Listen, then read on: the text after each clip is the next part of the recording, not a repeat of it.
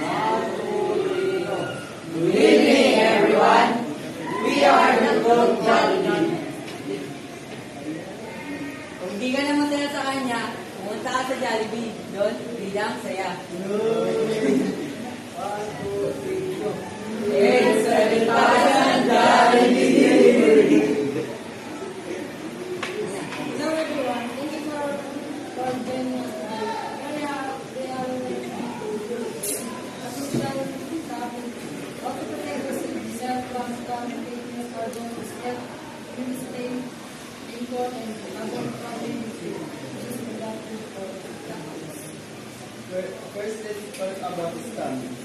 Scammer use buyers tactics to devise people from fake job offers to fraudulent investment schemes. They often create a sense of your urgency or promise unrealistic reward or risk.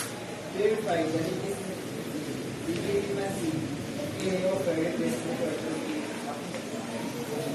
Identifying fake news. Knowing to fake news, traders can spread misinformation quickly and cause unnecessary panic.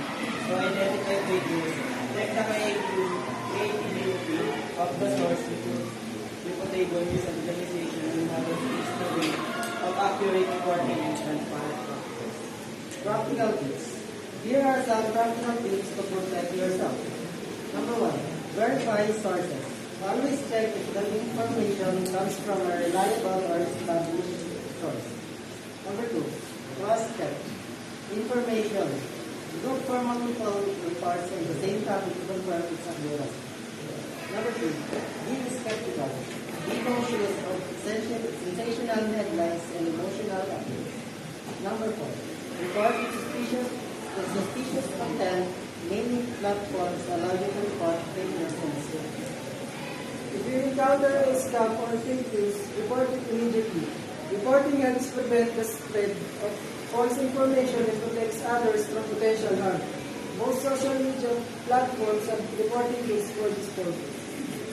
Everyone has a role in this fight. Share this information with friends and family. The more people are aware, the harder it is for scam and fake news to take hold in our communities. By staying information cautious, we can all contribute to a safer and more accurate information environment. Thank you for your attention and commitment. Stay informed, stay vigilant, and let's build a community that's resilient against deception.